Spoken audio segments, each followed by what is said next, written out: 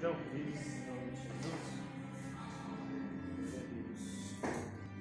Pai amado, em nome de Jesus, nós queremos te agradecer, Deus, pela tua graça e misericórdia. Que teu Espírito Santo seja bem-vindo para falar aos nossos corações, para ministrar a nossa vida, porque nós precisamos do Senhor. É através da tua presença, da tua palavra, que encontramos refrigério para a nossa vida, meu Deus. Nós te louvamos, te agradecemos, porque o Senhor é bom e a tua misericórdia dura para sempre, Deus.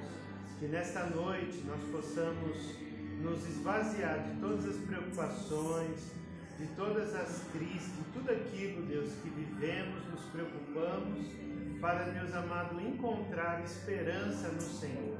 Que a nossa mente seja cativa à obediência de Cristo e que o nosso coração esteja receptivo pela tua palavra. Que o teu nome seja glorificado, a tua palavra seja honrada e a tua igreja edificada, meu Deus.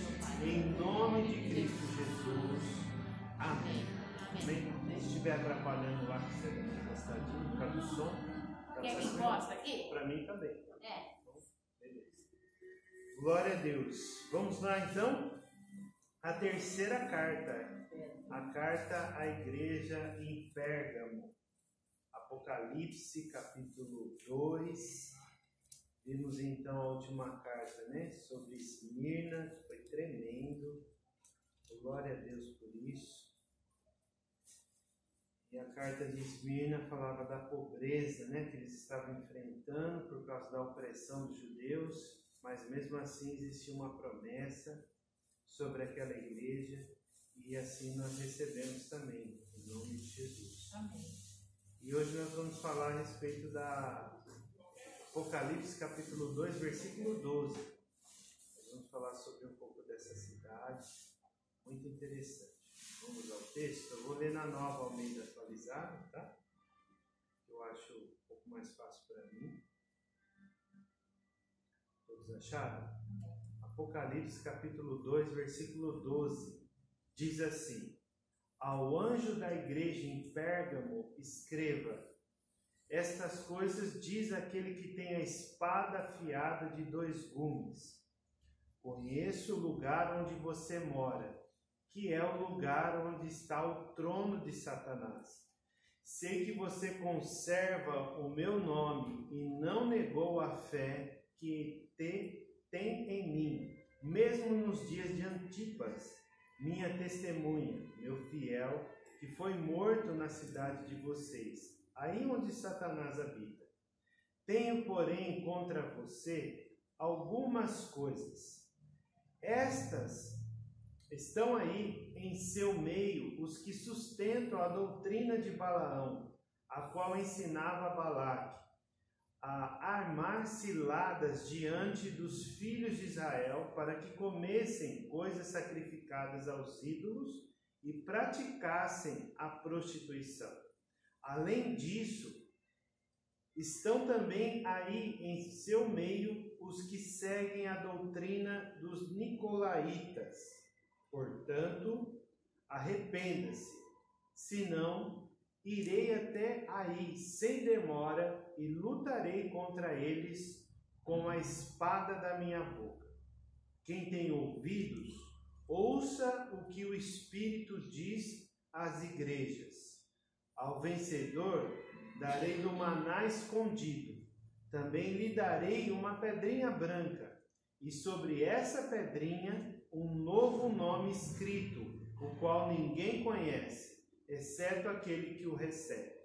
Amém? Glória a Deus. Então esses são os versículos que nós vamos estudar um pouco, né, a respeito. Então, só dando uma recapitulada aqui a respeito desse primeiro versículo que nós lemos, o versículo 12, está falando sobre ao anjo da igreja. Então, ao anjo está se referindo, dentro daquilo que nós encontramos aqui, ao pastor da igreja, certo? Ao pastor da igreja. E essa carta ela é escrita pelo apóstolo João e endereçada para esse pastor dessa igreja local, vamos imaginar, né? essa igreja local. Então, foi escrito essas 7 cartas, e nós vimos a carta escrita para a igreja de Éfeso, vimos a carta escrita para a igreja de Esmirna e agora Pérgamo, né? Então ele diz isso, ele diz para escrever. Então aquela habilidade daqueles escribas, né, daquele tempo, e principalmente aqui do apóstolo João, era uma habilidade incomum, não era todas as pessoas letradas, lembra que a gente disse a respeito disso, que tinha essa capacidade de escrever. Por outro lado, como nós vimos na introdução do livro de Apocalipse, tem também a ideia que essa carta era lida para um público, né, para uma congregação, no caso a igreja. E essas pessoas que não tinham essa informação para ler sozinhas, elas também ouviam, né? Então, sempre tem essa conotação, principalmente nos últimos versículos, né? Aquele que tem ouvidos, ouça. Então é isso, para que essa palavra entrasse no coração daquelas pessoas e, consequentemente, mudasse a vida delas com essa esperança, né? Então nós vimos aqui: ao anjo da igreja em Pérgamo escreve. Então Pérgamo, vamos começar lá pela essa cidadinha, né? Essa cidade era uma das cidades importantes também da Ásia Menor. Nós vimos Éfeso, nós vimos Esmirna, e nós vimos agora Pérgamo, que fica localizada a 112 quilômetros ao norte de Esmirna. Então a Esmirna já ficava a 54, mas da costa era 24 quilômetros só, da costa marítima. Então ela é bem próxima, não era uma cidade portuária, como Éfeso, né, como Santos, como Esmirna, né, como Ubatuba. Não era uma cidade assim portuária, apesar que Ubatuba não tem porto. Mas ali existia muita movimentação do comércio e tal. E dentro disso tinha uma fortaleza nessa cidade de Pérgamo. Uma estrutura de uma fortaleza de 400 metros. Então você imagina, para chegar a ter acesso, né, a essa cidade, precisava ter comum acordo com aqueles moradores para eles liberarem esse acesso aí. E também ela ficava ali próximo à planície, né, do rio Caicos, que é uma grande cidade ao pé desse monte. Então a cidade ainda se tornou principal pelo núcleo religioso. Então, através desses templos, né, pagãos que existia lá, porque existia judeus que não criam em Jesus, naquela cidade também, como em toda a Ásia Menor, e também aqueles outros deuses, né, que existia um público lá, os moradores greco-romanos. Então eles tinham a cultura helenista e também a cultura romana. E tinha o Império Romano ali, que estava predominante e exercia aquele governo, e também eles precisavam prestar culto. Então toda essa cultura lá, né? Então toda essa mistura cultural estava numa cidade só. Então por isso que, principalmente naquele tempo, os cristãos naquela localidade sofriam muito. Hoje, nos nossos dias, quando a gente olha para aquela região lá da Turquia tem um número de cristãos muito pequeno, por conta dessa opressão, né, que existe lá. E também, né, tinha os altares lá, né, que eram dedicados a Zeus, o rei dos deuses, sim. Então, João teve essa visão, agora que veio isso na minha cabeça. E ele escreveu essas cartas, mas ele não estava lá, ele estava na ilha, ele estava isolado. Ele estava na ilha Patmos. Isso mesmo. Mas ele escreveu os pergaminhos, escreveu e encaminhou para cada igreja que estava nessa localização. Isso. Onde ele não estava. Ele teve a visão e escreveu para cada igreja. Isso, como que Jesus narrou para ele, ele escreveu. Ele foi escrevendo. Ah, tá. Justamente. Só que aí agora me veio na minha mente que, tipo assim, dá a impressão que ele estava próximo, mas não está, ele foi pelo que você estava. Próximo da igreja. Está se É. interessando, Ah, ele não, está não. isolado, ele está Isso. numa ilha. Eu imaginava que ele estava ali no meio. Não. Por isso, não. Então, ele estava lá, e aí essa carta foi enviada, Foi né? enviada. Ele escreveu. Sabe lá Deus como que viu, né? Porque ele estava isolado. Ele tava Provavelmente eram os discípulos, né? Que É. estavam ali assessorando, assim como Paulo teve nas suas prisões, os discípulos vinham lá visitar ele, levar as coisas para ele. Levava, Provavelmente nessas visitas é onde que tinha o trâmite dessa carta.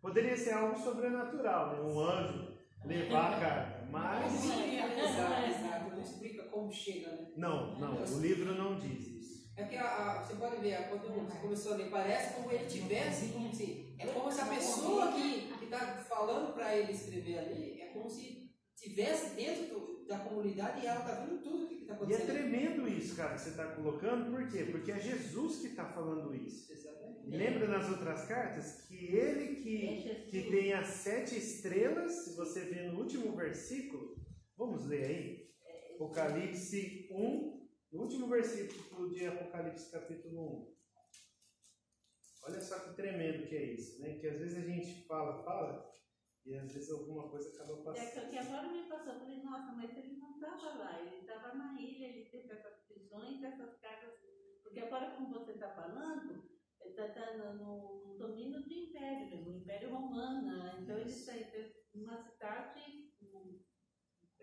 Que existia uma política dominante, né? Ó, o que diz no versículo 20? O mistério das 7 estrelas que viste na minha destra e dos 7 castiçais de ouro. As 7 estrelas são os anjos das 7 igrejas, no caso os pastores. E os 7 castiçais que viste são as 7 igrejas. E olha só que interessante que é, no versículo 1 do capítulo 2, escreva ao anjo da igreja que está em Éfeso, isto diz aquele que tem na sua destra as 7 estrelas que anda no meio dos 7 castiçais de ouro. Então quer dizer o quê? Se Jesus está falando, ele está falando daquilo que ele está vendo. Então ele está assistindo a situação espiritual, cultural, política, que a igreja de Éfeso, por exemplo, estava vivendo, de Esmirna, de cada uma delas. Então, por isso que tem essa impressão de tanta proximidade. E hoje, agora, nós encontramos aqui que não é só uma impressão, né? É algo que ele realmente estava ali. Quem estava falando para ele estava dentro do que estava acontecendo. Sim, no caso, Cristo É que exaltado. a gente é João que está escrevendo, mas não é João que está sendo... Ele só está comunicando aquilo que ele está escutando. Isso, aquilo que ele está vendo, aquilo que ele está ouvindo. Por isso que a gente faz essa pergunta, mas parece que ele está lá dentro? Não, né? É que a gente presta atenção nele, mas quem está falando é quem está dentro. Você imagina ele lá, né? Isso. É dar uma visão, né? Como se ele tivesse, né? Muito legal. Então ela tinha lá dentro esse santuário, né? O santuário dedicado a Zeus, que é muito conhecido, né? Na cultura lá dos deuses gregos, né? E Atena, que era a deusa da vitória. Zeus é o rei dos deuses e Atena, a deusa da vitória, né? A patrona da cidade. E tem outro deus lá que é bem conhecido nos nossos dias, né? Que chama Asclépio. Essa é uma das traduções, existem outras. É o deus da cura, simboliza por uma serpente. Onde você encontra isso? Não. México, da saúde. É o símbolo da saúde, né? Isso. Então ela simbolizava isso, uma força naquele tempo. Naquele tempo já vinha isso daí. Então nós podemos enxergar que é uma questão cultural isso que nós vemos nos nossos dias. Tudo que tem essa mistura, essa conexão, né, e muito sincretismo, é por conta disso. Porque ela já vem de outros lugares, com outros nomes, né, de outras origens, mas tem a mesma conotação. Para quê? Qual que é a finalidade desses deuses? Tirar a glória de Deus. Entendeu? Que é impossível. Mas as pessoas não devotar a glória para Deus, e está devotando para essa deusa ou para aquela entidade lá espiritual que trouxe a cura para aquele familiar, etc. Entende? Desviar o olhar. Desviar o olhar, justamente. Então, além disso, Pérgamo também era o centro de culto ao imperador romano na Ásia. Era também uma cidade importante que existia um trono lá, que as pessoas tinham que ir lá e se debruçar e gritar lá, César, né? César é o Senhor. Então, como o cristianismo, o judaísmo por aquele momento, eles pagavam impostos para poder cultuar o seu Deus.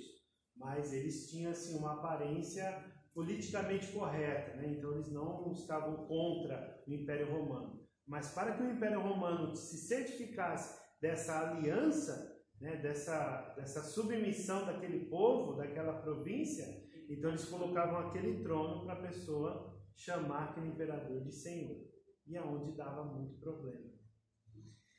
Principalmente para os cristãos. Tudo bem até aí? E hoje a gente vê muita familiaridade. Mas guarde essas informações, quando a gente olhar para o texto, nós vamos encontrar bastante, né? Então, voltando lá para o versículo 12. Ao anjo da igreja em Pérgamo escreva: estas coisas diz aquele que tem a espada afiada de 2 gumes. Então você percebe que toda introdução, os primeiros versículos de cada carta escrita, ele se identifica de uma maneira.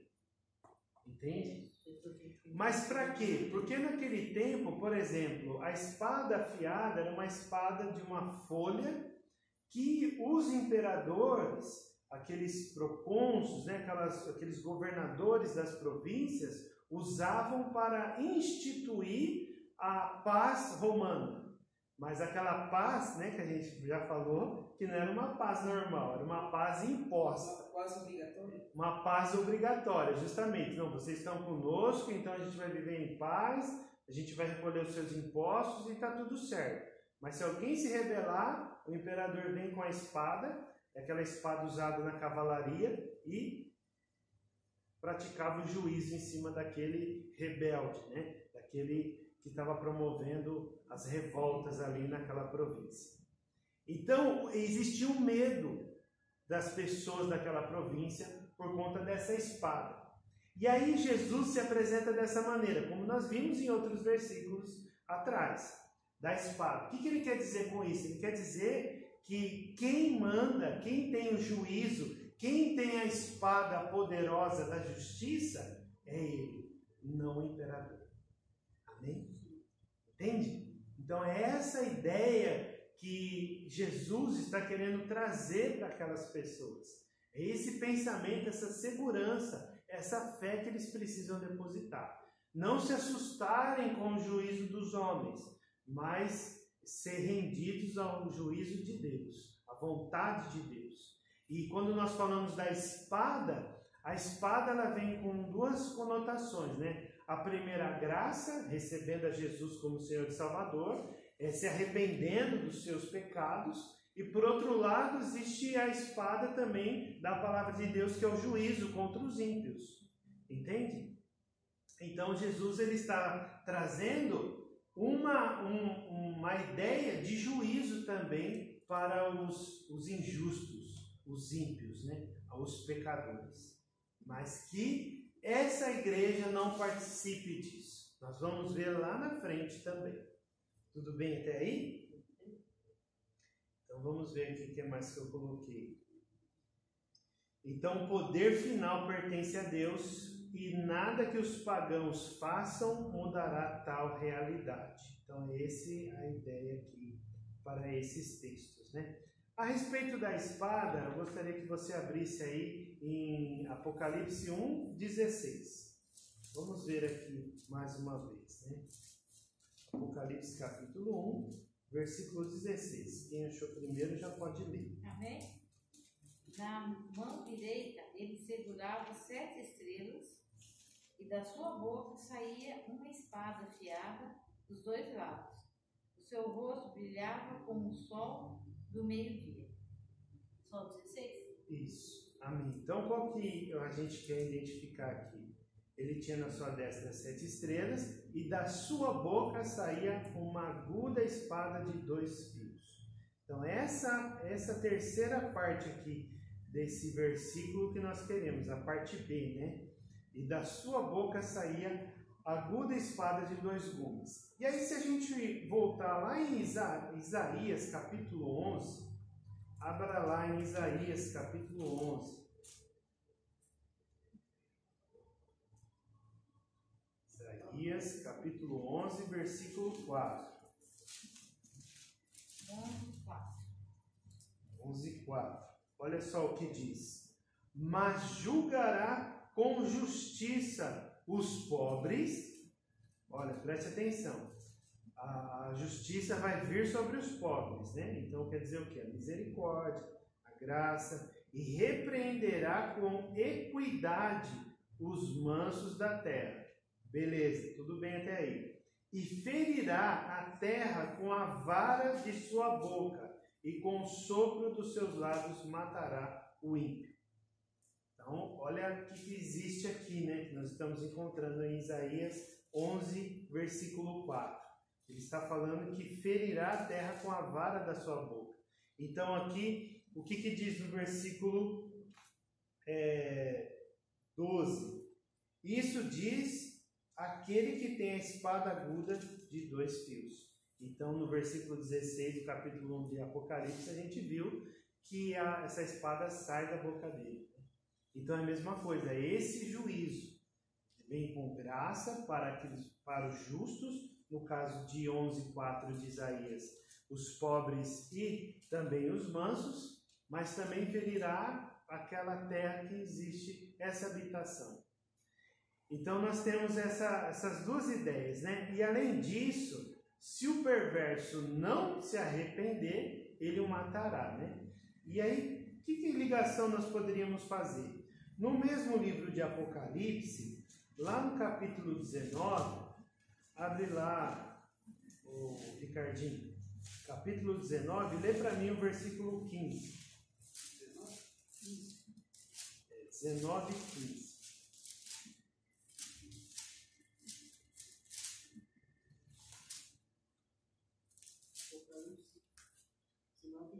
Isso.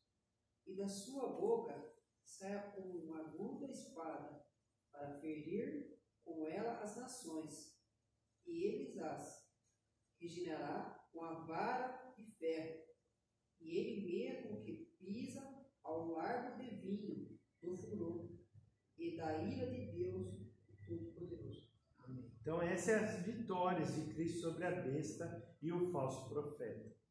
Então, conseguiu encontrar aí, Márcia? Encontrei. Encontrou? Então, lê para mim o 21 agora. 19 e 21? 19 e 21, isso.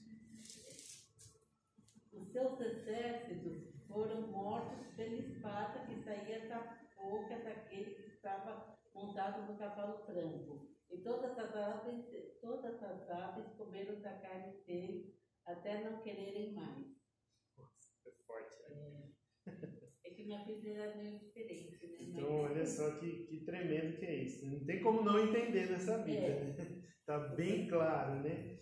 E os demais foram mortos com a espada que saía da boca do que estava assentado sobre o cavalo, e todas as aves se fartaram das suas carnes. Mas quem que é esse povo? Esse povo é que servia a besta, né? No caso, o imperador. Aqueles que não se rendiam, aqueles que rejeitavam a Cristo e serviam a outros deuses. Então, essa é a ideia aqui que nós encontramos no livro, na ideia do versículo que diz da espada. Agora nós vamos ver os pontos fortes dessa igreja.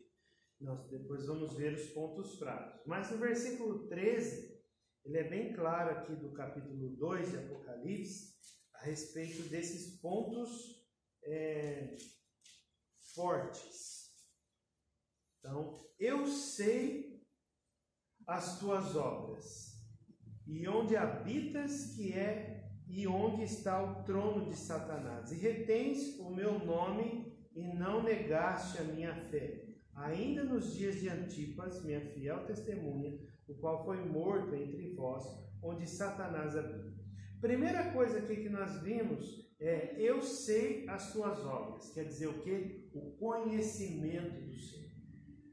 Aquilo que o Senhor Jesus conhece sobre a igreja, sobre o pastor de Pérgamo, né? Sobre o pastor de Éfeso, sobre o pastor de cada um deles. E, consequentemente, do pastor aqui. Mas como ela está dirigida ao anjo, então a linguagem aqui é sempre na linguagem singular, de uma pessoa, né? Não no plural de várias pessoas. Consequentemente, nós entendemos que essa carta seria lida para outras, e esse conhecimento do Senhor sobre a vida do pastor vai ser transmitida para toda a igreja, que ele conhece toda a igreja. Não conhece só a vida do pastor, ele conhece toda a igreja. Entende? Então, consequentemente, nós encontramos o quê? Esse conhecimento do Senhor. Ele conhece o nosso coração, ele conhece a nossa vida, ele sabe daquilo que nós temos feito de bom e, consequentemente, ele conhece aquilo que nós temos feito de ruim. Isso é fato, a gente não pode se enganar achando que Deus não vai olhar o nosso pecado e também não achar que ele só olha pecado, mas ele conhece as boas obras, ou conhece as obras do Senhor. Porque aqui, como que se chamaria boa uma situação tão difícil como essa, né? Que nós estamos vendo aqui.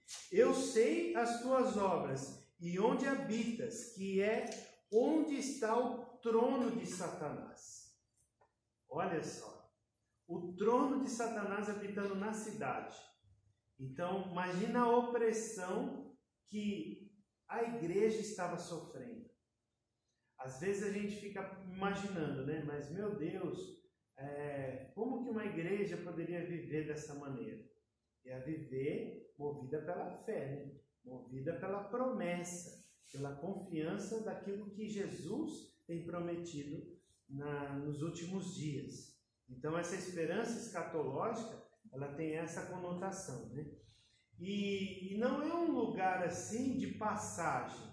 Uma igreja, por exemplo, uma igreja que estava ali por um tempo, depois todos os membros iam se deslocar para outro lugar. Não, a igreja estava inserida num cenário espiritual onde existia um trono de Satanás. Então, tudo aquilo que é contra Cristo, que quer desmentir a Cristo de qualquer maneira, estava ali instalado. O mundanismo, imagina o carnaval, nós estamos à véspera de carnaval, né, adiado de 2022, e a gente olha essa situação, tudo, né, de ruim que acontece no carnaval. A gente vê que está ali sendo estabelecido o quê? Tudo aquilo que é contrário à vontade do Senhor. Consequentemente, está contra a vontade de Deus. E sendo contra, não confessa. E ele é considerado o que, Satanás aqui? Um adversário. Entende? Um adversário. Então, esse adversário, ele está lutando contra. Ele está engarinhando pessoas, envolvendo pessoas para estar fazendo a sua vontade, que é o pecado, mas também, por outro lado, está contra Deus pelos ensinamentos dele. Então, se a gente olha para o carnaval, é a mesma coisa que está acontecendo. Não é só naquela época. Você imagina, tinha o trono lá. De Zeus, tinha dos outros dois lá, que nós citamos agora. Existia o trono do imperador. Imagina, era um carnaval. Né? Tudo lá explícito lá dessa cultura. Mas a igreja estava lá, resistindo a isso. Então, por isso que ele está trazendo esse conhecimento, né? Então, Cristo exaltado demonstra o seu conhecimento dessa cidade. Então, uma cidade envolvida com politeísmo. O que é o politeísmo? É a adoração a vários deuses, né? E a adoração também ao imperador. Pérgamo era o centro da adoração a Asclépio, que era esse deus simbolizado pela serpente. e associado também a Satanás.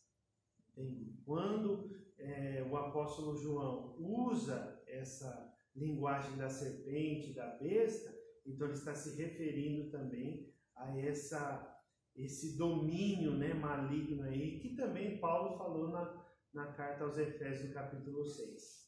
Lembra? Porque quando Paulo escreveu, também era a mesma região dessas igrejas. Éfeso era a mesma igreja que ele está se referindo depois de alguns anos, algumas décadas, né? Provavelmente 2, 3 décadas depois. Se Paulo morreu no ano 68, mais ou menos, né? Próximo a isso, então, e essa carta, o livro de Apocalipse foi escrito no ano 90 aproximadamente, então já tem umas 2 décadas aí de distância. Então essas 2 décadas aproximadamente é onde estava. Por isso que também João conhecia, porque ele era líder nessa região. Ele era líder na Ásia Menor, das igrejas da Ásia Menor.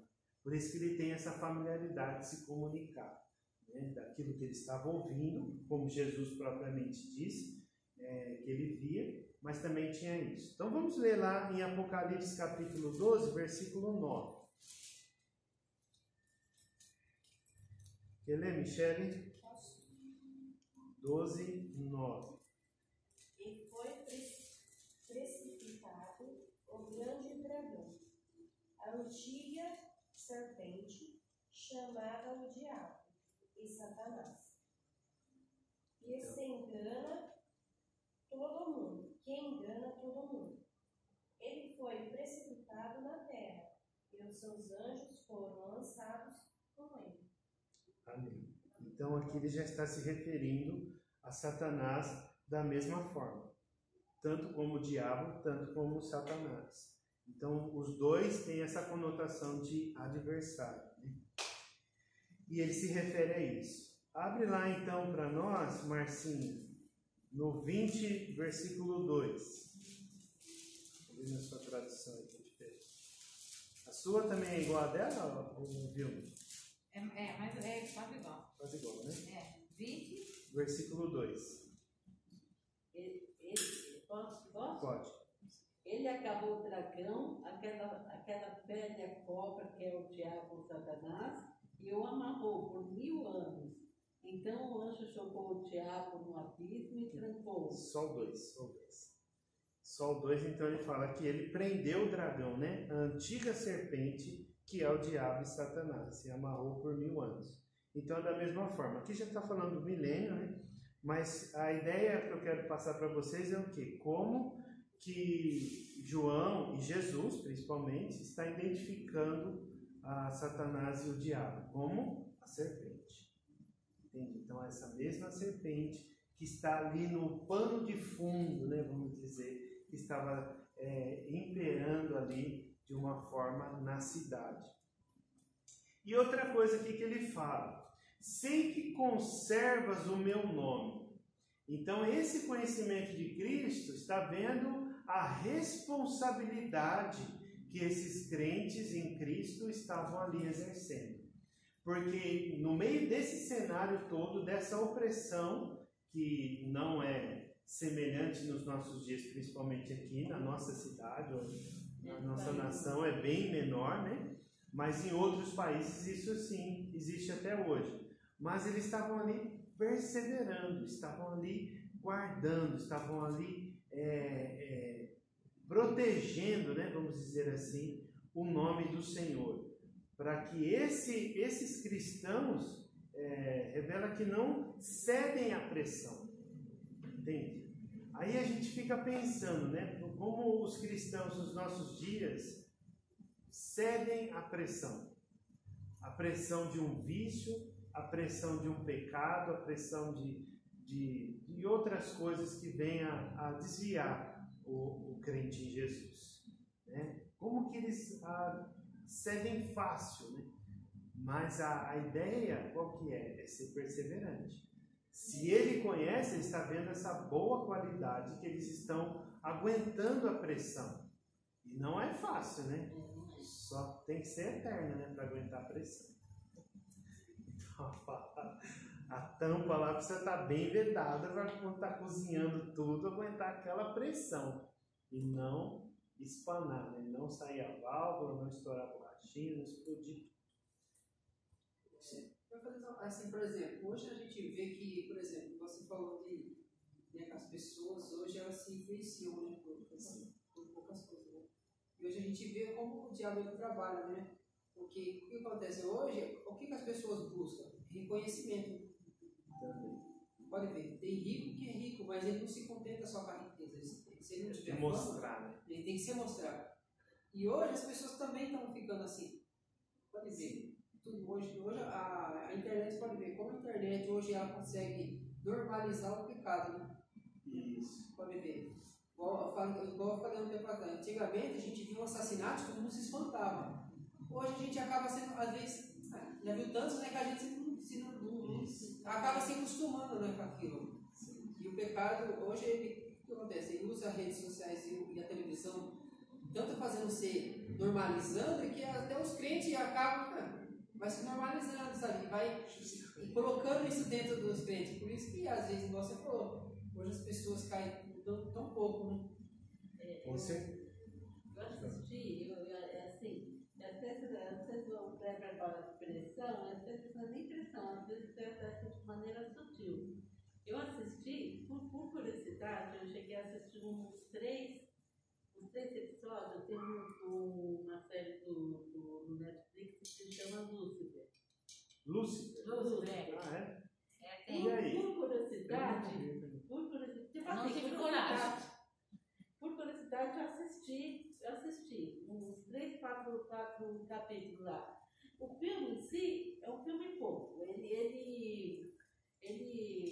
O Lúcifer vem como humano, se apaixona por uma policial, então fica esses crimes que ele ajuda a despentar, assim, entendeu? Porque no mundo ele é bonzinho, ele não é ruim. Ele é até engraçado, você até ri dele. Mas assim, o pecado, tipo assim, me incomodava espiritualmente de ter aquilo, sabe por quê? Porque como o filme era lúcido, eles falavam muito da palavra da Bíblia. Tipo assim, então eles colocam a Bíblia como uma história normal, um livro normal, entendeu? Então, na Bíblia está, quando fala do nome de Deus, o mandamento lá. Não falar em nome de Deus. Não só o nome de Deus e ponto, é temor no nome de Deus. Nesse seriado não tem como ter temor no nome de Deus, porque, tipo assim, ele foi um anjo que caiu, tudo isso acontecia. Então, tu pensa, enquanto ele blasfema, ele fala, Deus, não sei o que lá, por que você fez isso? Então, tá julgando o nome de Deus em vão aí, né? Entendeu? Aí aparece histórias da Bíblia, apareceu Caim, apareceu Eva. Tipo assim, começa a ser uma história da carochinha, entendeu? Uma história normal. Ele se vitimiza, né, para ver nessa cena, tipo assim, ele fica como vítima. E que o Deus foi mal. Porque assim, eu assisti um pedaço também. É assim, ele se vitimiza, sabe? Ele é o bonzinho, os outros estão errados, sabe? Entendeu? Deus foi injusto. E tem muita personalidade igual a ele. Você vê, você vê que já começa errado. Como o diabo pode amar? Ele se apaixona pela... E lá ele se apaixona. Como? Entendi. Se ele tivesse conhecimento do amor, as outras coisas aqui vão cair sobre terra. Então, você tem que assim, sutilmente... É verdade? Olha como que a coisa usa, né? Na verdade, é assim, o diabo ele usa todos os meios que ele pode usar. E hoje o meio mais forte é o quê? A televisão, as redes sociais. Então, você fala da pressão, mas tem as coisas que entram sutilmente, porque se aquilo não tivesse me incomodado, porque o filme em si não é assustador, é até engraçado. Eu continuaria assistindo outra série, assim, entendeu? Tem mais você que conhece a Cristo sentiu esse desconforto. Né? Agora imagina aquele que não tem. Conhece, eu acho que é tudo normal. Nada. Porque, nossa, ele fala...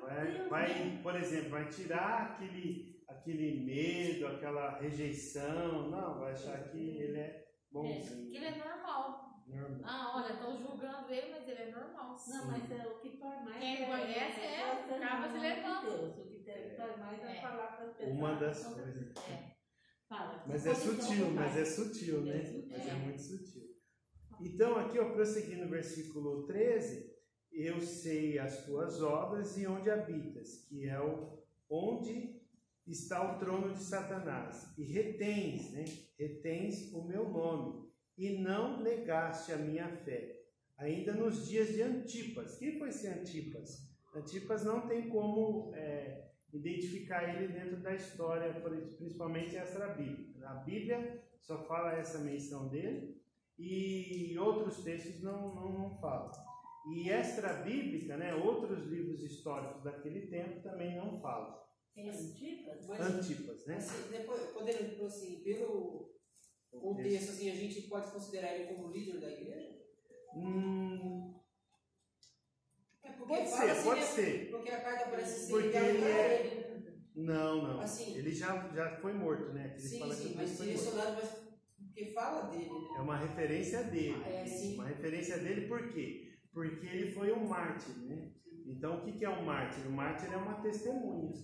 É uma testemunha que está ali sendo representada. Porque o que acontece? Você imagina, por exemplo, um líder de uma igreja. Provavelmente seja um líder, né? Um líder da igreja. E esse líder, o que acontece?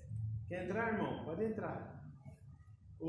Esse líder da igreja, ele tem ali uma responsabilidade, é uma referência para aqueles irmãos lá da confissão em Cristo, certo? Está ganhando pessoas e tudo mais. Tudo bem até aí. Porém, chega um momento que ele é morto por alguém, né? Por essas forças aí, né? Esses agentes do adversário. Quem que é morto? Antipas. E ele morre. E quando ele morre, o que acontece? Imagina os irmãos lá. Eu posso ser o próximo. Não, diga, sabe por que eu falei para você? Porque eu achava que podia ser? Porque geralmente eles pegavam o quê? Naquela vez pegavam os líderes, né? Sim, prendiam. Então, prendiam. E, por exemplo, quando eram pessoas normais, ele só matava simplesmente. Mas quando ele colocava, tipo, em praça pública, igual ele, foi morto naquele edifício que eles fazem, imagem de touro, que é um lugar de ferro, com uma gaiola, jogava a pessoa dentro. Sabe? Então, assim, pelo contexto de como ele morreu, a gente vê que era uma pessoa, não era qualquer pessoa. Era uma pessoa que eles iam matar para quê? Para dar exemplo. Não era um soldado que matava, era o procônsul, né? Sim. Mas foi morto por quê? Para dar exemplo para os outros, para fazer medo para os outros. Isso. Então, por isso que eu perguntei para você se talvez poderia ser. Nós estamos lendo a carta de Pérgamo em Apocalipse capítulo 2, versículo 12. Tá? Aqui na minha Bíblia tem uma anotação sobre Antipas. Sim, eu sei. Antipas, um membro da igreja de Pérgamo, demonstrou seu compromisso inabalável com Jesus Cristo ao se tornar o primeiro mártir cristão na Ásia. De acordo com a tradição, ele foi assado lentamente no caldeirão de bronze no reinado de Domiciano. Isso. Tem essa daí. Só que assim. Você falou, né? E aí está falando, ainda nesse estudo, está falando que Antipas é uma pessoa, um membro da igreja. Sim, é um membro. Não é apenas um líder, né? Não, sim, mas pelo testemunho dele, provavelmente assim, faz mais sentido ele ser um líder. Né? E Antipas, minha fiel testemunha, né? Na outra tradução aqui, ele está falando minha testemunha, meu fiel, que foi morto na cidade de vocês, aí onde Satanás habita. Então é esse lugar que está ali sendo esse cenário de opressão. E aí, olha só que interessante, que está falando que esses irmãos que viram esse companheiro da fé sendo morto pela opressão do inimigo, pela opressão do governo, eles não cederam, eles não retrocederam a sua fé, eles continuaram a confessando a Jesus. Então esse é o objetivo, né? Essa é a graça, isso é a boa obra, vamos dizer, os pontos fortes aqui que ele está apresentando, né? E não foi morto em qualquer lugar, foi onde Satanás habita, né? Aí onde Satanás habita. Aí ele começa com os pontos fracos. Aqui também não é só forte, não. Como não é só alegria, justamente. Tenho, porém, no versículo 14, né? Tenho, porém, contra vocês algumas coisas. contra você, né? Perdão, eu sempre falo vocês porque eu penso na igreja, mas é você, o pastor da igreja. Contra você algumas coisas. A primeira, estão aí em seu meio os que sustentam a doutrina de Balaão, a qual ensinava Balaque a armar ciladas diante dos filhos de Israel para que comessem coisas sacrificadas aos ídolos e praticassem a prostituição. Então Balaão foi um profeta gentil, né? Que foi contratado por Balaque, o rei dos Moabitas, para amaldiçoar o povo de Israel, quando estava saindo lá do cativeiro do Egito. Estava lá naquela travessia lá para chegar na Terra Prometida. Então, nesse episódio, né, nós vimos lá no capítulo, acho que 25, vamos ver aqui, capítulo 22 e 24 de Números, tem toda essa história, tá? Então ele tem muita coisa que não vai dar para a gente ler. Mas no capítulo 22 e 24 tem toda essa história, depois você lê para entender um pouquinho melhor. Que lhe pediu para lançar maldição sobre os israelitas, mas ao invés disso, Balaão proferiu somente bênção. Em Números 25, de 1 a 3, os israelitas são descritos sucumbindo à imoralidade com mulheres pagãs e à idolatria na adoração de Baal. Baal era uma imagem, né, de um deus daquela época, do deus cananeu, que eles cultuavam. Por conta dessa desobediência a Deus, onde que o povo de Israel entrou e dominou a Palestina, aquela região da Palestina, né? Entende? Então nós vimos essa bênção aqui, do tiro pela culatra. Foi mais ou menos isso que aconteceu. Esse tiro pela culatra é porque na época Balaque queria que Balaão amaldiçoasse e não aconteceu. Ele só abençoou esse povo, né? Mas é considerado pela tradição judaica esse profeta Balaão como um falso profeta. Não é uma pessoa cheia do Espírito Santo, não foi. Então, mas o que eles usavam depois, né? No capítulo 25 a gente viu, né? No capítulo depois dessa história, esses homens cedendo a isso.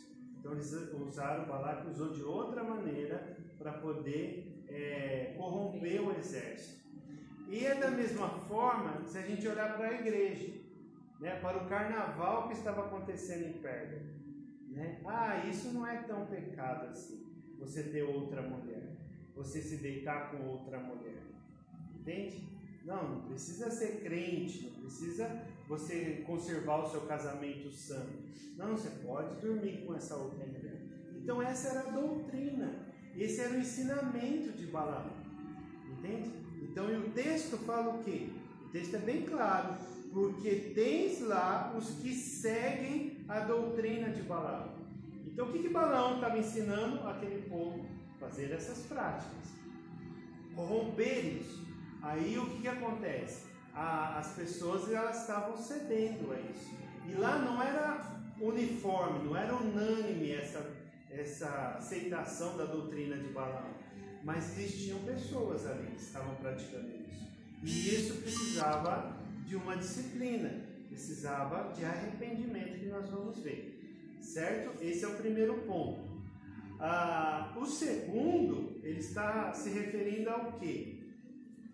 E antes disso, né, queridos, é interessante notar aqui que a linguagem apocalíptica, ela traz o sentido do quê?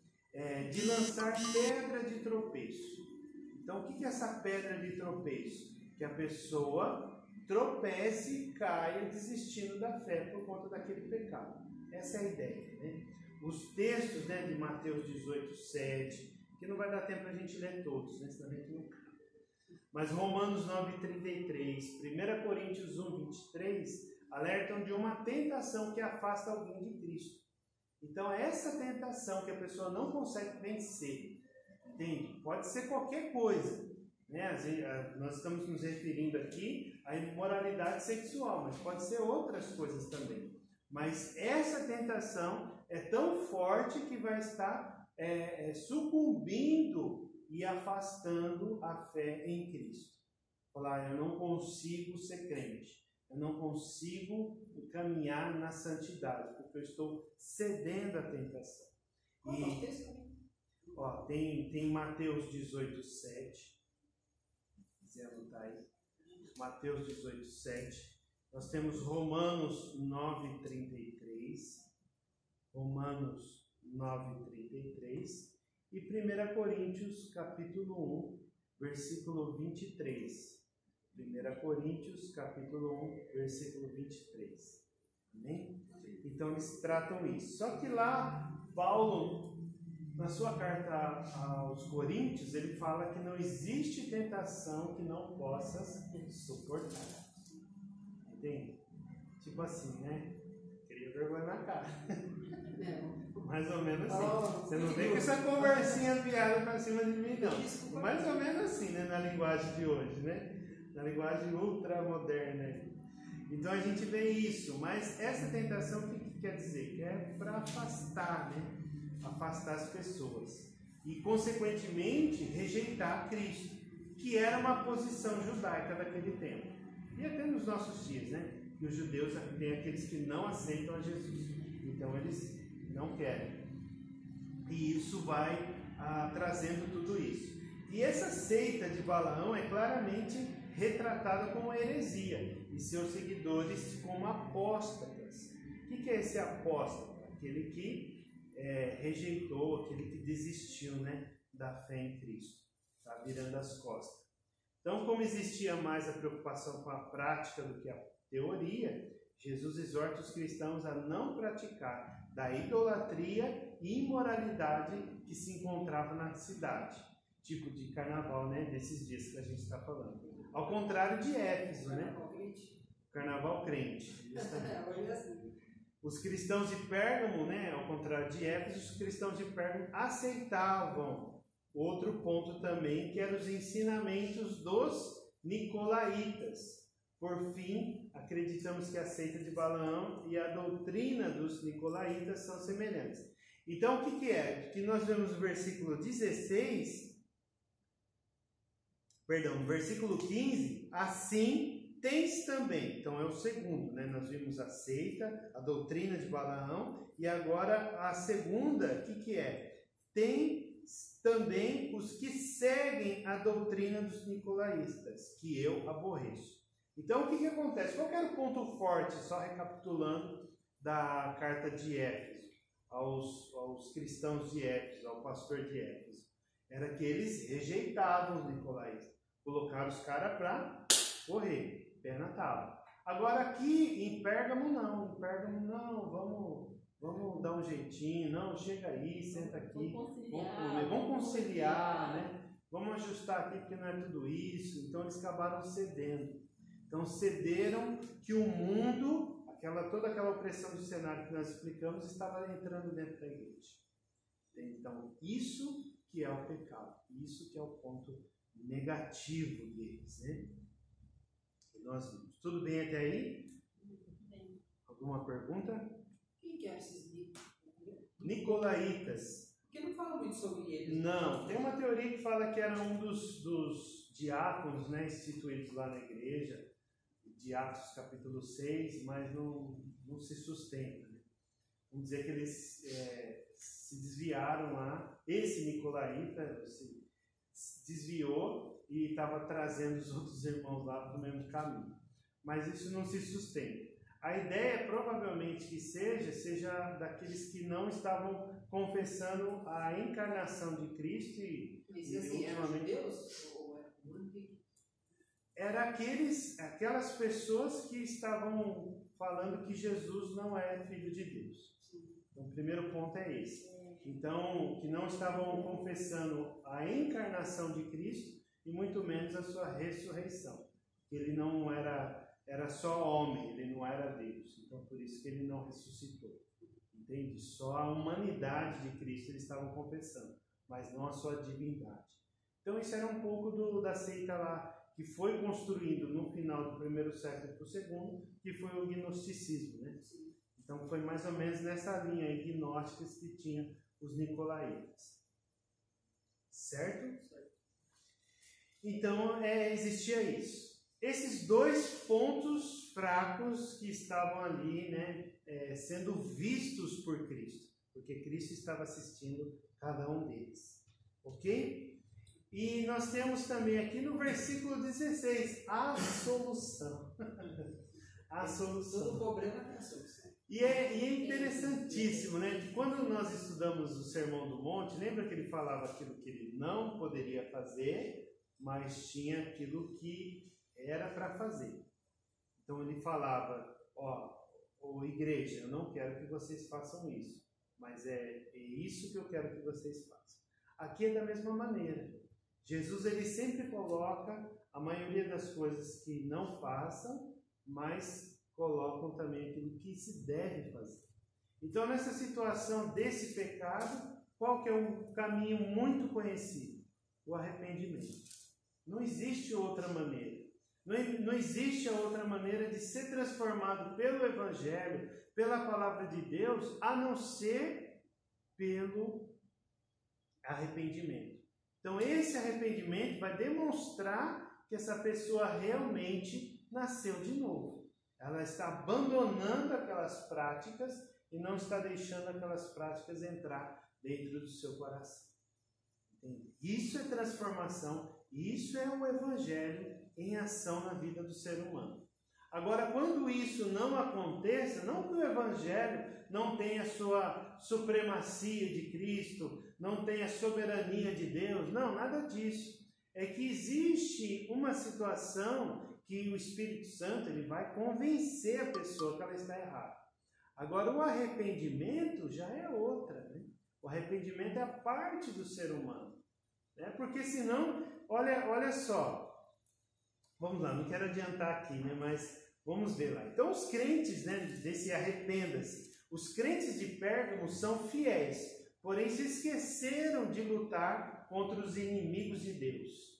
Então, todo esse trono de Satanás, onde o diabo habita, onde existem aqueles deuses, o trono do imperador, todas essas coisas que existiam no cenário lá em Pérgamo, eles estavam se tornando inimigos de Deus. Só que o que acontece? Eles não estavam ali, né, meio em cima do muro, porque estavam cedendo à doutrina de Balaão, estavam cedendo à doutrina dos nicolaítas. O ensinamento, doutrina é isso, ensinamento. Então estavam se infiltrando ali dentro da congregação. Então precisava romper isso daí. Então como que é romper? Não é somente, né, falar assim, não, eu não quero mais isso, se você fizer problema seu. Não, é falar que aquela pessoa está ensinando errado. Entende? Lutar contra. Entende? Lutar contra que é difícil, né? Sim, é que você vai se indispor, né? Mas quando isso é efetivamente um pecado contra Deus e contra o corpo de Cristo, então ele precisa ser combatido. Precisa ser colocado no seu lugar e ser exposto, né? Então chegar nessa pessoa que está ensinando coisa errada, falar, opa, isso daqui não, isso não pode, isso Deus não se agrada. Entende? Ah, não tem problema, pode fumar um cigarrinho, pode tomar uma biritinha, né? Pode tomar umas 6 garrafas de cerveja, mas você não vai tomar tudo uma vez, você toma uma depois da outra. Você vai virar assim, né? Glu, glu, glu, glu. Não, você toma uma depois da outra. Então você não está sendo glutão, né? Tomando 6 litros lá de uma vez só. Então essas coisas assim que não tem problema um vídeo desse daí, esse vídeo não é tão pornográfico assim. Ah, esse filme não fala tanto palavrão assim como estão dizendo. E assim por diante. Então aquelas coisas que nós estamos sendo expostos e que está entrando no nosso coração e trazendo uma pedra de tropeço. Aí a pessoa fica irritada, a pessoa fica sem paciência e etc. E etc. Perde a vontade de orar. Perde a vontade de ler a Bíblia. Ah, eu não entendo mesmo, vou deixar isso aí para lá. Eu só vou ouvir lá que está tudo prontinho, pegar a comida pronta, né, de domingo. Para mim já é suficiente, não é? Não é prazeroso, né, para as mulheres cozinhar. Mas quando também tem uma comida lá no restaurante, né, é uma bênção, né? quando já pega o assado prontinho lá, né? Só passa, pega e põe na mesa e come, maravilha, vai sustentar da melhor maneira. Mas quando ela participa disso, tem aquele prazer, né? Então, da palavra é a mesma coisa. Quando a pessoa descobre por si mesma o que a Bíblia está dizendo sobre aquele assunto, vai despertar esse interesse, ela vai querer passar a receita para todo mundo dessa comida. Não é verdade? Agora, por outro lado, as pessoas acabam se deixando essa prática, né? E não somente deixar a prática, mas estar prontos a não aceitar a influência desse ensino. E aí nós vemos também no versículo 16, olha só que interessante. Arrependa-te, pois quando não, em breve virei a ti e contra eles batalharei com a espada da minha boca. Olha só, vou ler em outra tradução aqui, o que diz o 16. Diz assim: portanto, arrependa-se, senão irei até aí sem demora e lutarei contra eles com a espada da minha boca. Lembra que ele se identificou lá no início da carta como aquele que tem a espada, né? De 2 gumes. E olha o que está fazendo.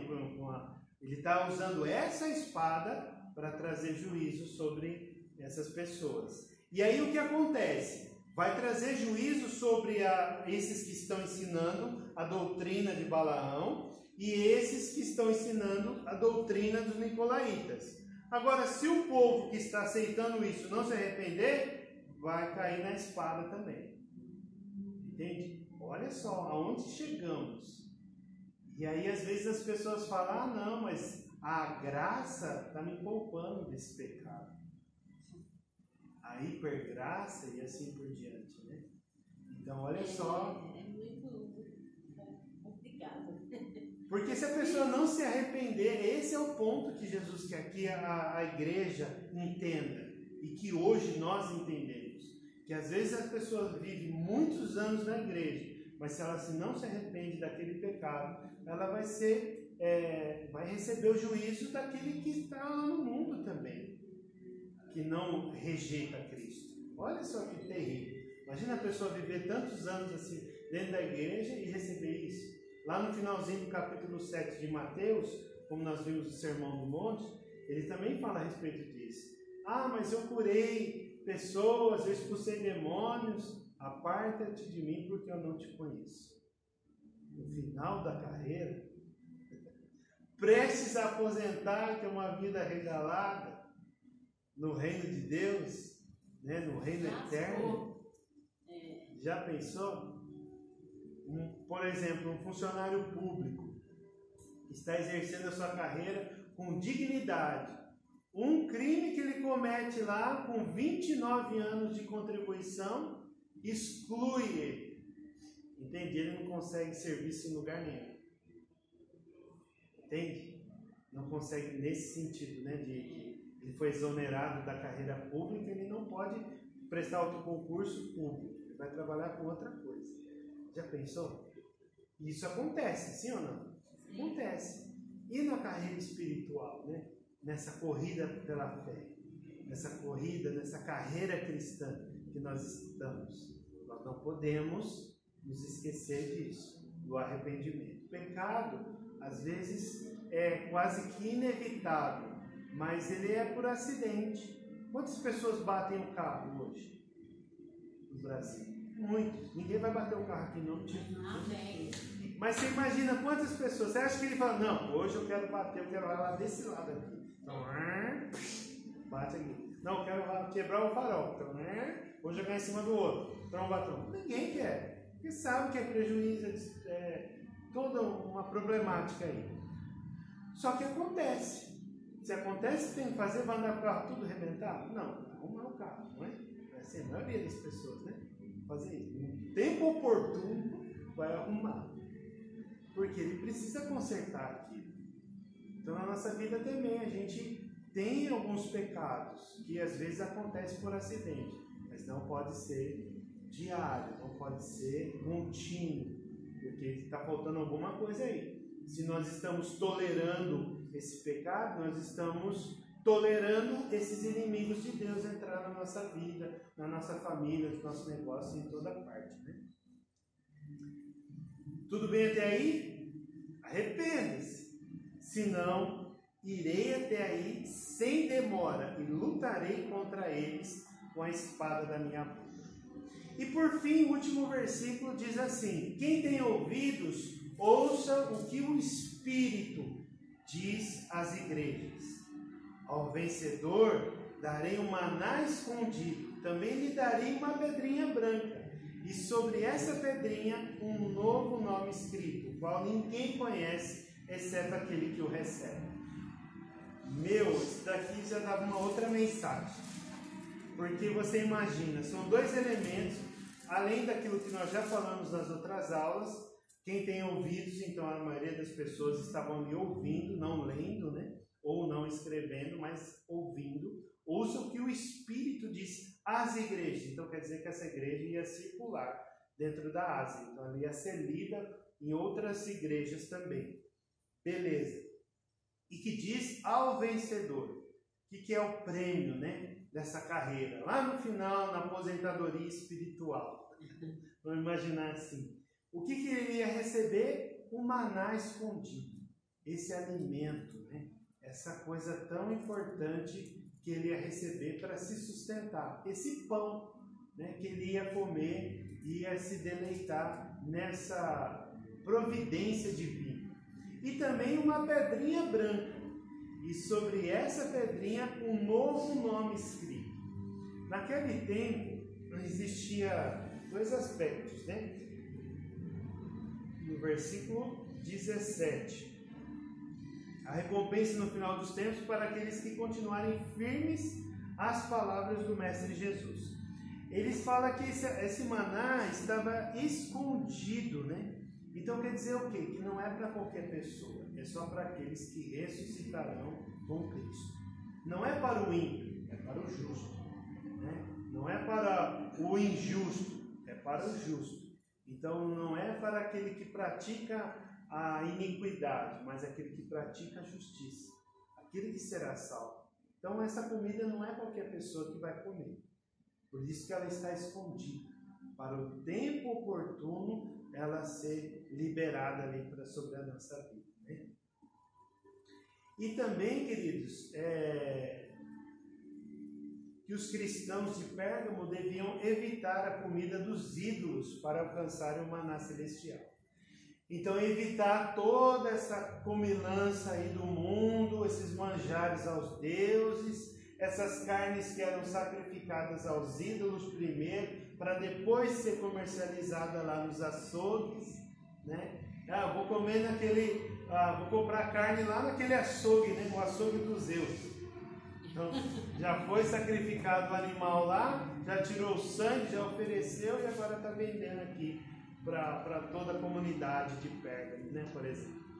Então, essas coisas assim. Então, se abstenha dessa comida, dessa vontade humana, dessa doutrina de Balaão, dessa doutrina dos nicolaítas, para poder receber o maná celestial escondido, maná escondido.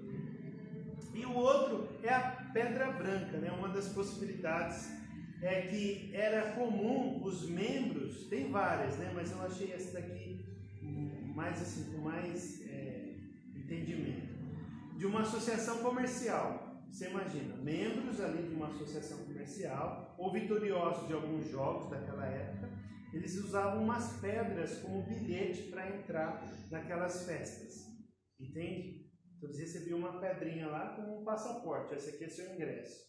Então isso daqui que você vai conseguir entrar nessa comemoração comercial, nessa festa aqui, por conta dos jogos aí que você venceu. Aí Jesus, sabiamente, ele usa essa mesma linguagem para que as pessoas consigam entender daquela época. Entende? Para poder... algo especial para que as pessoas entendessem que ao vencedor vai celebrar essa festa também. Essa festa celestial e do escatom, né? Da escatologia do fim dos tempos. E com isso, queridos, existe também um nome, né? Um novo nome, que pode ser o nome de Deus. Porque você imagina, para o judeu, o nome de Deus ele não pode ser escrito e também não pode ser pronunciado de qualquer maneira. Não digo o nome do Senhor em vão. Lembra lá. E aí com isso, existe esse novo nome que a pessoa não conhecerá, né? Que pode ser de Deus, pode ser de Cristo. Ou o nome dela também, que ela nessa ressurreição vai receber. Entende? Vamos dizer, essa coroa, esse novo nome. E também Isaías, né, fala a respeito disso. Ok, queridos? Mas esses dois, o maná e a pedra, são símbolos escatológicos relacionados à fé messiânica. Né? No escatom e também falam da comida espiritual e do novo nome que Deus já dá aos crentes no presente. Lá pergunta? Tudo bem? Tudo bem, Cidinha? Glória a Você Deus. falou do novo nome que está no presente, eu não deu para pensar no comentário que você falou. O novo nome? Da pedra branca. Isso, está na pedra branca. Essa pedra aí que vai estar escrito. O novo nome, que diz aí. Pode ser o nosso ou pode ser o nome de Deus, né? Isso, existem essas possibilidades. Né? Na pedra, um novo nome escrito, o qual ninguém conhece, senão aquele que o recebe. Não que Deus não conheça, né? Mas que aquele que recebe. Aquele que recebe só vai saber aquele que recebeu. Isso, justamente. Isso daí. Então há muita semelhança, né, da igreja de Pérgamo para os nossos dias. Encontramos também essas falsas doutrinas ensinadas por falsos profetas no que diz respeito a não ser um cristão radical, por exemplo. Né? E sincretismo religioso, usando várias coisas. Ó, quer ver? Abra sua Bíblia aí em Apocalipse, Atos capítulo 19. Eu não quero ser polêmico aqui, mas de graça recebesse de graça. Polêmica nunca é demais. Atos capítulo 19.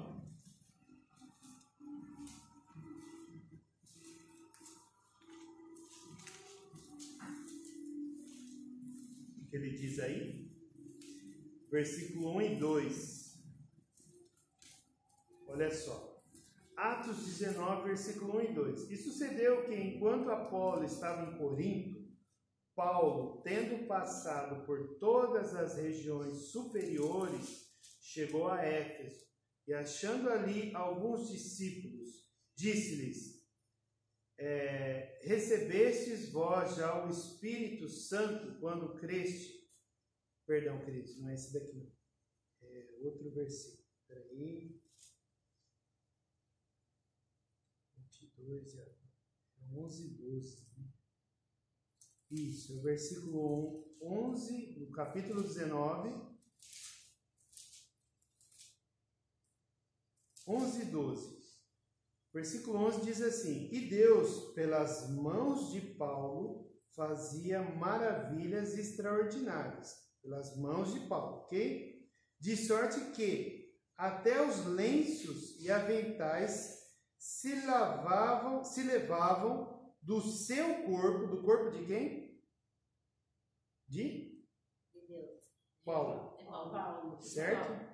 Vamos ler de novo. E Deus, pelas mãos de Paulo, fazia maravilhas extraordinárias, de sorte que até os lenços e aventais se levavam do seu corpo aos enfermos, e as enfermidades fugiam deles e os espíritos malignos saíam. Certo? Aí eu te pergunto, então por que trazer uma roupa de alguém para ir lá para orar por ela?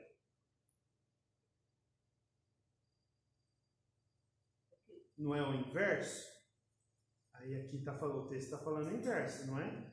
É a roupa de Paulo que estava sendo usado para chegar lá no leito da pessoa e curar a pessoa. Não a roupa da pessoa endemoniada levar lá para o pastor orar.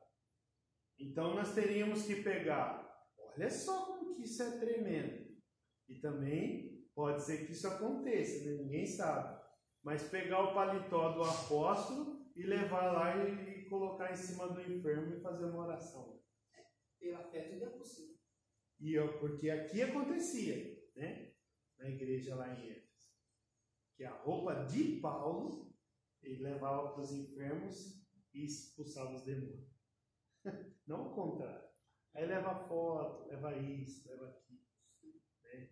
Então, não que a gente não vai orar pela pessoa agradecendo a Deus porque ela trocou de carro ou entrou numa casa nova. Mas nós vamos orar pela pessoa. Pela pessoa, porque ela está com aquele bem que pode ser usado para a obra de Deus.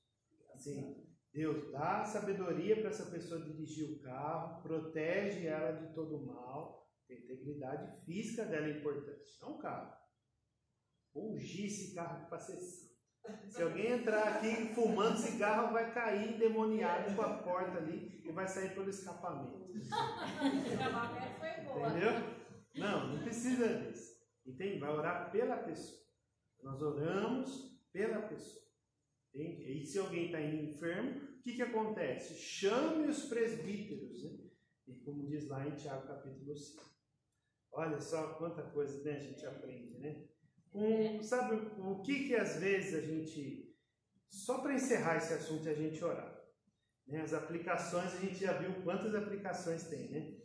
Mas só esse assunto para a gente encerrar. Existem 4 tipos de leitura. Falei isso para vocês? A leitura...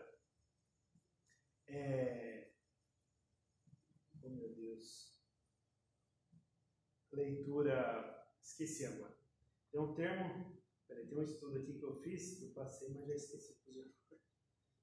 Mas tem uma leitura que identifica, né? Uma leitura que vai... Não é esse o termo, mas é para identificar. O vocábulo, né? Aquela pessoa que está se alfabetizando. Depois tem outro tipo de leitura, é uma leitura que ela vai... É uma leitura investigativa. Então ela vai identificar o que o livro, por exemplo, que um livro está falando. Aí a pessoa lê lá o índice, ela lê a conclusão, ela vê mais ou menos o tema ali, a primeira página de cada capítulo, ela fala, não, esse livro aqui é interessante, ele fala disso, eu vou ler esse livro. Então, o que vai estar. E tem outro tipo de leitura, que é a leitura analítica. O que é essa leitura analítica? Ele vai ler, ele vai anotar, ele vai estar pensando a respeito disso. Quer falar, irmão? Pode falar, querido. Não, ainda não. Tá gravado.